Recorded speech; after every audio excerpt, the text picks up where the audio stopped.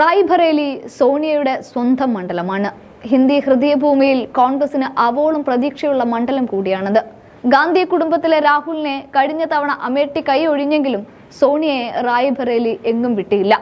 എന്നാൽ പുതിയ പ്രസ്താവനയുമായി തെലങ്കാന മുഖ്യമന്ത്രി രേവന്ത് റെഡ്ഡി സോണിയയ്ക്ക് മുന്നിലെത്തുമ്പോൾ ഇന്ദിരാഗാന്ധിയുടെ വഴിയെ സോണിയയും പോവുമോ എന്നുള്ളതാണ് ഉയർന്ന ചോദ്യം. എന്തായാലും ഈ പ്രമേയം സോണിയയെ വലച്ചിരിക്കുകയോ ഞെട്ടിച്ചിരിക്കുകയോ ഒക്കെയാണ് ചെയ്തിരിക്കുന്നത്. വരാനിരിക്കുന്ന ലോക്സഭാ തെരഞ്ഞെടുപ്പിൽ AICC മുൻ അധ്യക്ഷ സോണിയാഗാന്ധി സംസ്ഥാനത്ത് നിന്ന് മത്സരിക്കണമെന്ന ആവശ്യവുമായിട്ടാണ് തെലങ്കാനയിലെ കോൺഗ്രസ് നേതാക്കൾ ഒരുമിച്ചെത്തിയിരിക്കുന്നത്. സോണിയ തെലങ്കാനയിൽ നിന്ന് മത്സരിക്കണമെന്ന് ആവശ്യപ്പെട്ട് തെലങ്കാന കോൺഗ്രസ് രാഷ്ട്രീയകാര്യ സമിതി യോഗം തിങ്കളാഴ്ച പ്രമേയം പാസാക്കുകയും ചെയ്തു. ഇതോടെയാണ് പുതിയ ചർച്ചകൾക്ക് കോൺഗ്രസിനകത്തും പുറത്തും കളമൊരുങ്ങിയത്. അതിന്റെ ഭാഗമായി ഖാർഗെയ്ക്കും സോണിയയ്ക്കും കത്തയക്കാനുള്ള തീരുമാനത്തിലേക്കാണിപ്പോൾ സംസ്ഥാന കോൺഗ്രസ് നേതൃത്വം.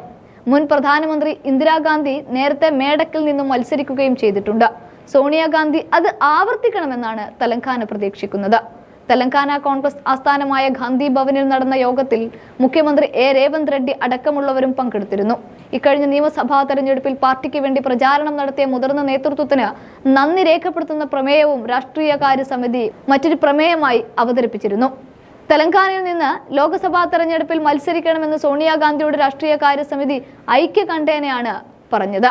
തെലങ്കാനയിൽ കോൺഗ്രസ് അധികാരത്തിലേറിയതിനു ശേഷം പ്രഖ്യാപിക്കപ്പെട്ട 6 വാഗ്ദാനങ്ങളിൽ 2 എണ്ണം ഈ കുറഞ്ഞ സമയത്തിനുള്ളിൽ നടപ്പിലാക്കുകയും ബാക്കിയുള്ളവ ഉടനെ നടപ്പിലാക്കാനുള്ള തീരുമാനത്തിലേക്ക് എത്തുകയും ചെയ്തത് കയ്യടി വാങ്ങിക്കൂട്ടുകയാണ് റെഡ്ഡി സർക്കാർ. ഇവിടെയാണ് ലോക്സഭാ തെരഞ്ഞെടുപ്പ് മുന്നിൽ കണ്ടുകൊണ്ട് എല്ലാ സീറ്റുകളും കോൺഗ്രസ് പാളയത്തിലേക്ക് എത്തിക്കുക എന്ന ഉദ്ദേശത്തോടെയാണ് സോണിയയെ മുൻനിർത്തിക്കൊണ്ടുള്ള ഒരു പ്രമേയം പാസാക്കൽ.